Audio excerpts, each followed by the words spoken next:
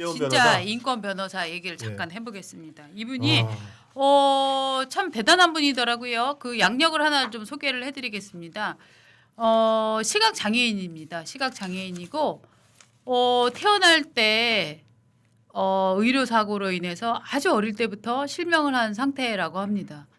참 저 얼굴이 분위기가 참 좋으시네요. 전문가 전문 직업인 같고 1982년 강원도 출생을 했고 강원대 법대를 나왔습니다. 그래서 2009년 사법고시에 합격해서 연수원 41기인가요? 그렇고요. 2017년에 장애인권법 센터를 만들어서 저 활동을 굉장히 많이 해왔습니다. 즉 장애인이나 약자들이 사실 법에 경제적으로 약자일 가능성이 네. 크고 또 경제적으로 약자이기 때문에 법률적인 뭐 변호사를 구한다거나 뭐 이럴 수 있는 능력이 좀 떨어지는 경우가 많고 그런데 위험에는 더 자주 노출된단 말이죠. 그렇죠. 예. 그렇기 때문에 이중고를 겪는 그런 사람들을 위해서 프로보노 활동이라고 하죠. 정말 무료 봉사 활동을 정말 많이 해온 사람이에요. 예. 지금 그러니까 그 동안에 그 지금 여당이 추진하는 검찰 개혁 입법 네. 이거의 위험성에 대해서 그냥 뭐 변호사 출신들 법률가들이 엄청나게 얘기를 했거든요. 네. 근데 그것을 같은 말인데도 이분이 하니까 완전히 강도가 다릅니다. 딱 시작이 이거였어요. 저는 비영리 법률사무소인 장애인권법 센터에서 장애인 당사자인 변호사로서, 그러니까 내가 장애인으로서 학대 피해 아동, 장애인 등 사회적 약자를 위한 무료 법률 지원을 직업으로 하고 있습니다. 어떤 정치적 입장이 아닌 현장에서 피해자를 직접 대리해서 경험한 실무상 문제를 바탕으로 진술하겠습니다. 이렇게 예. 시작을 했습니다. 그래서 지금 이분이 뭐라고 했냐면은 지금 검찰 이제 기소권 수사권을 분리를 해가지고 네, 검찰은 기소만 해라 이거 아닙니까? 그렇죠. 그런데 실제 그것 때문에 이미 2021년에 이미 이제 문재인 정부 시절에 검경 수사권 조정이 이루어졌잖아요. 맞습니다. 그것 때문에 이미 어마어마한 피해를 많은 서민들이 이분이 대변하는 장애인들이나 서민들이 어떤 일이 지금 벌어지고 있냐면은 수사를 시작도 못합니다. 그러니까 맞아요. 그 동안에 이분이 그래서 첫째로 기존에 지금 그 검경 수사 지금 검찰 개혁 입법하는 사람들이 이미 2021년에 이미 검경 수사권 분리가 돼가지고 경찰이 그동안 수사를 다 해왔다. 네. 그렇기 때문에 지금 뭐 그 검찰이 기존에 경찰이 민생 사건을 다 처리했기 때문에 이번에 검찰을 해체해도 네, 아무 부작용이 없다. 네, 이 주장은 사실이 아닙니다. 네, 검찰 제도가 탄생한 이유는 직접 수사가 아니라 수사에 대한 통제입니다. 건국 이래 70년간 경찰은 민생 사건을 다 처리하지 않고 검찰에 송치했습니다. 법률 전문가인 검찰이 사건 기록을 처음부터 다시 보고 위법한 점이나 네, 부족한 점을 보완해서 기소를 했습니다. 네, 그러던 것을 2021년 검경 수사권 조정으로 경찰이 무혐의로 보이는 사건에 대하여 불송치하는 권한이 생겼습니다. 네, 그러니까 이게 완전히 다른 겁니다. 네. 경찰이 판단을 해가지고 이거 얘기 안 되네 하면서 킬 내버리는 거예요. 그러면은 피해자들은 어디 가서 하소연할 데가 없어지는 그렇죠. 겁니다.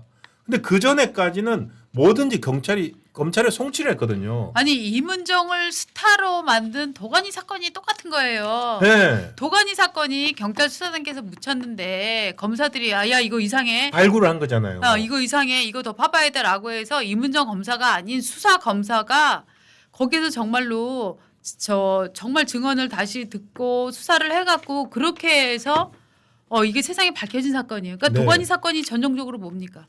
거기 사회적 약자들이 다 모여 있고 그런 상태잖아요. 그렇습니다. 네. 그러니까 이게 이분 말이 그겁니다. 그 구절도 얘기. 뭐 경찰이 실력이 없고 검찰이 더 뛰어나다 이 얘기가 아닙니다. 네, 제도로서 맞습니다. 그 뭐냐면 제도로서 경찰이라는 거대한 1차 수사권이 지금 있는 거예요. 네, 어마어마한 권력을 가진 1차 수사권이 탄생을 하는데 그거에 대해서 통제할 수 있는 기관이나 그게 없는 거예요. 네, 그 통제할 수 없는 그 거대한 1차 수사권은 부패할 수밖에 없습니다. 당연하죠. 그 수사 통제라는 것이 어떤 뭐 잘 수사해라, 뭐 징계하겠다 이런 게 아니라 내용을 처음부터 읽고 이해해서 잘못된 부분들을 고쳐줄 수 있는 그게 검찰의 기능입니다. 네. 그래서 이렇게 얘기를 합니다. 전국에 검사가 2,000명이고 그 사람들은 사법연수원 나온 다음에 그 1년 동안 또 별도로 훈련을 받아서 지금 비판하는 거의 한 전체 검찰의 2.5%밖에 안 되는 특수부 검사들이 아니라 이 형사부 검사들이 네. 그 기능을 하고 있는데 네. 이 특수부 검사들 정권의 밑보인 정권에 대해서 뭐 칼질을 했던 그 특수부 검사들 밉다고 검찰 자체를 형해화시켜 버리면 그 피해는 그대로 일반 국민들이 보게 된다. 맞아요. 제발 그런 짓을 좀 하지 마세요라고 하면서 지금 저렇게 눈물을 이게 흘리는 말입니다. 겁니다. 힘 있는 유력자가 범죄를 저질렀고 예. 번적 지원이 없는 뭐 장애인이나 혹은 뭐 가난한 사람이나 네. 힘이 없는 권력이 없는 사람들이 범죄를 저질렀는데 둘이 의견이 엇갈리는 상황이다. 그러면 그런 어떻게 상황에서 되겠습니까? 경찰 수사를 받는다라고 할 때 제가 만약에 부자면 어떻게 하겠습니까? 경찰 수사 단계부터 저는 빵빵한 변호사를 집어넣는 거예요. 네. 그래서 변호사 대동시켜 갖고 조사하고 그다음에 각종 좀 불리한 자료 있으면 돈 주고 좀 정리를 해놓으면은 경찰 입장에서는 눈에 보이는 걸로 판단할 수밖에 없고 그렇게 해서 예. 아 그래 이거는 없는 놈이 거짓말한 거네라고 해갖고 있는 사람에게 유리한 수사 판결을 만약에 기소 불기소한다. 아 이 사람 부자인데 억울한 거야라고 해서 불기소 처리를 해버린다라고 그러니까요. 하면 이게 맞을 수도 있고 틀릴 수도 있지만 이게 틀렸을 경우에 아니야. 근데 이 이상한데 이거 다시 한번 봅시다. 네. 수사 지휘권을 갖고 검찰이 다시 얘기를 한다거나 아니야 이거는 당신들이 볼 게 아니라 이거 우리가 직접 수사하는 게 낫겠어. 이거 내가 보기에는 이거 조직범죄 같아.라고 판단하는 한 번 더 피해자를 위해서 고려할 수 있는 상황이 없어지는 거예요. 맞습니다. 네. 이렇게 얘기를 하고 있습니다. 지금 마치 직접 수사 뭐 이런 거 문제되는 사건들은 정말 1, 2% 정도밖에 안 되는 네. 특수부 사건이고 그 사건들은 검찰이 막강한 권한을 가지고 기소까지 브레이크 없이 진행돼서 부작용이 있는 게 맞습니다. 그렇지만 나머지 98%는 일종의 보완 수사 기능으로서 네. 검찰이 사건을 다시 검토해서 1차 수사 기간이 놓치거나 아니면 과했거나 이런 부분들을 채워 넣어서 사건을 우리 사법 체계가 체계적으로 이해하고 충실하게 기소를 할 수 있게 해주는 네. 역할이었습니다. 맞습니다. 왜 그 역할을 지금 없애겠다고 하는 겁니까? 이게 우리는 제도적으로 경찰이 최선을 다해 수사를 하더라도 경찰의 시간적인 제약 네. 혹은 뭐 증거에 어쩌고 뭐 이런 것들 때문에 왜곡된 건 아닌지를 한 번 더 제도적으로 한 번 더 필터링 일종의 기자가 기사를 썼는데 기사가 잘 썼겠지만 이거는 네가 지금 앵글이 잘못됐는데라고 볼 수 있는 데스크 기능을 부여를 한 거예요 신문사에서. 그렇습니다. 근데 그거를 다 왜 신문사에서 차장급들 팀장급들이 자리에 앉아갖고 유세 떨고 있냐? 야 데스크 다 없애라고 해서 기자들이 쓰는 기사를 바로 독자님들한테 다이렉트로 전해드리잖아요. 어떻게 됐냐면 물론 거기에는 좋은 기사도 있습니다. 더 생생하고 좋은 기사도 있는데 문제는 뭐냐면 결정적 오보가 나갈 수 있다는 거죠. 그렇죠.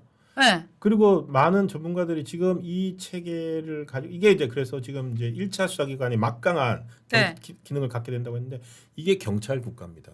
아, 경찰 그리- 국가이고요. 바로 일제 때 해방되고 난 다음에 자유당 초에 경찰이 얼마나 셌습니까? 네. 그 경찰 국가이고 그 경찰을 통제하고 그 권력을 감시하고 그 수사 지휘하는 게 그래서 검찰이 등장을 했는데 지금 이처럼 경찰 단계에서 막강한 권한을 가지고 있고 지금 국무총리 산하의 국가수사위원회가 이거를 통제하겠다는 거 아닙니까? 그까지 완성이 되면은요 정확하게 어디하고 똑같아지냐면은요 중국하고 똑같아집니다.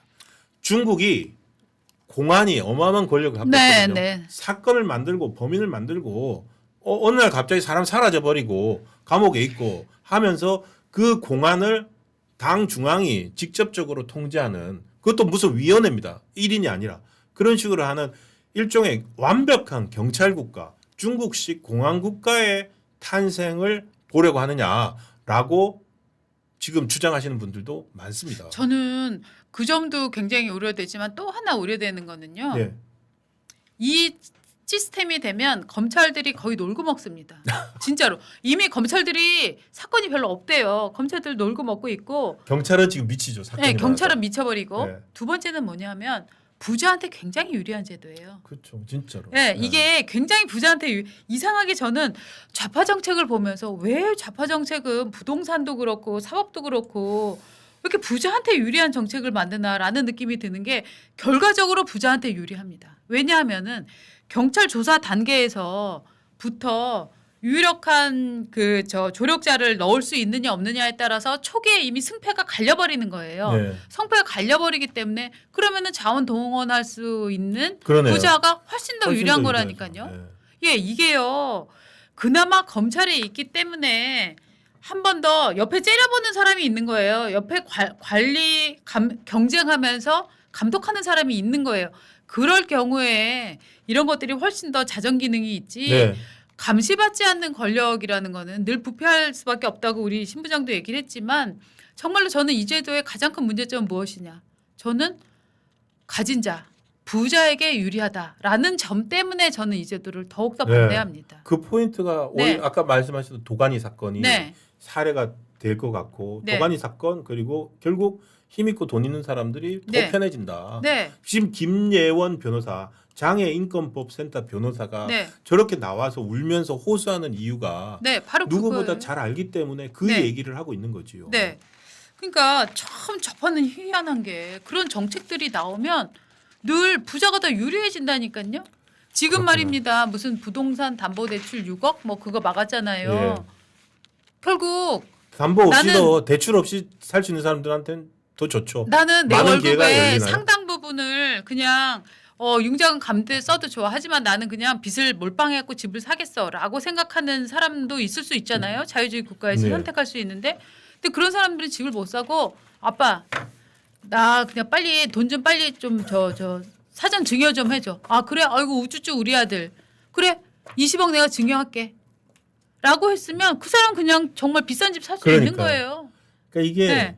모든 일들에는 사이드 이펙트가 있는데 당연하죠. 이 사이드 이펙트를 어마어마하게 키우고 있고 네. 과연 그거에 대해서 부작용에 대해서 진짜 다른 사람들이 이렇게 주장하는 거를 그러니까 이념에만 빠져 있다 보니까 네. 이념의 눈으로만 세상을 보다 보니까 네. 그런 소리들이 안 들리는 것 같아요. 맞습니다. 오늘의 발견님 경찰이 수사 자르면 다시는 수사 못하는 건가요? 맞습니다. 맞습니다. 예. 아니 물론 본인이 막 할 수 있는 길은 있어요. 이게 오늘 어저께 김예원 그 변호사 저분이 하신 말 중에 네. 그 있습니다. 근데 자세히 대부분의 말씀드리면 경우는 절차가 너무너무 너무 복잡해집니다.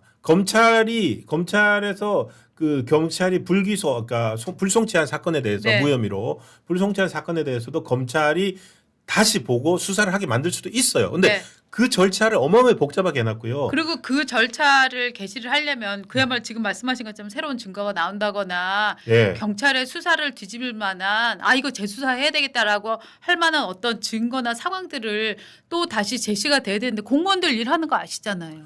그러니까 내가 한번 아니라고 얘기했는데 맞습니다. 이거를 과장님 실장님 아닙니다. 이거 다시 해야 되겠습니다. 왜? 이런 증거가 나왔습니다. 제가 병신이었습니다. 라고 얘기를 해야 되는 상황인데 이게 가능하겠습니까? 중국에서 왜 억울한 사람들이 많겠습니까? 네. 공안 국가라서 그렇습니다. 문제는 뭐냐면 이렇게 그러니까 경찰이 너무나 막강한 힘을 갖게 되면 정말 앞으로 경찰청 앞에 1인 시위하고 중국이 그렇습니다. 괴로워하는 분들이 정말 쫙 갈릴 겁니다. 예, 지방에서요. 제가 네. 중국도 있었지만은 지방에서 억울한 일 당한 사람들은 전부 베이징으로 옵니다. 네. 베이징 앞에 가가지고 네. 저기 당 앞에 가가지고 공산당 네. 앞에서 서기하고 왜냐면 그 공안들이 일선 행정에서 막강한 권력을 행사하고 있거든요. 지금 그 나라로 가는 겁니다. 맞습니다. 오늘의 발견님이 경찰의 입에 인생이 달린 거네요 하셨는데 맞습니다. 예. 과거에는 경찰하고 검찰 두 사람이 내 인생을 결정을 했다면 지금은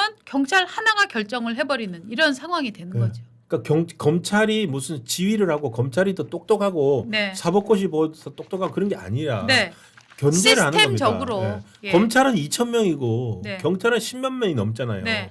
그러니까 이게 어떤 맨날 일선 수사관들은 자기보다 나이 어린 검사한테 그런 거 억울할 수도 있습니다. 지휘받고 뭐 예. 억울하죠. 근데 그게 네. 개인적 감정이 아니라 네. 제도로서 견제하게 돼 있잖아요. 그럼요. 옛날 박종철 고문치사 사건 같은 경우에도 네. 결국 경찰에서 덮어 누르려고 하던 거 검사가 발견한 거 아닙니까? 80년대까지도 우리나라 경찰 국가였잖아요. 아니 이게 개인적인 관계가 아니라 제도로서 존재하는 게 맞는 게 아니 이게 개인적인 어떤 그런 뭐 능력치나 뭐 이런 걸로 한다면 우리나라는 그럼 경로 우대나라면은 113세 먹은 김영석 교수님. 경남 산청에 사는 김가쁜 할머니나 아니면 김영석 교수님이나 100세 네. 넘은 이런 분들이 대통령 해야죠. 그게 아니라 우리는 다 시스템을 갖고 움직이는 거잖아요. 근대 국가라는 건. 네, 그렇지 않아요? 그렇습니다. 김영석 교수가 왜 대통령이 아닙니까 우리나라에서? 이건 우리나라가 근대 국가이기 때문이잖아요. 맞아요. 네. 예.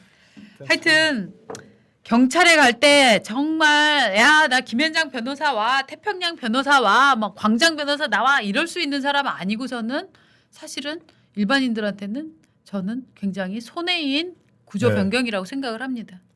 참 저 지금 나와 있는 저 이 김혜원 변호사의 눈물 네. 이 저희가 뽑은 어떻게 본다면 오늘의 한 예. 장면 어제 있었던 일이지만 네네. 저희는 오늘의 한 장면이고 네. 지금까지 나왔던 검찰 뭐 관련 입법 이거 검찰 해체법 관련 어떤 네. 목소리보다 큰 목소리를 가진 네. 작은 이 변호사의 네. 눈물이었습니다. 예. 저분이 그만큼 장애인으로서 힘든 인생을 개척해 왔고 그렇게 개척한 상황에서도 또 더 자신보다 어려운 사람을 위해서 많은 시간을 희생했기 때문에 네. 우리는 저분의 목소리가 정말로 어떤 정치적 주장이 아닌 삶의 경험에서 나오는 전문가, 법률 전문가로서의 네. 고언이다. 이렇게 저는 받아들여야 된다고 생각을 합니다.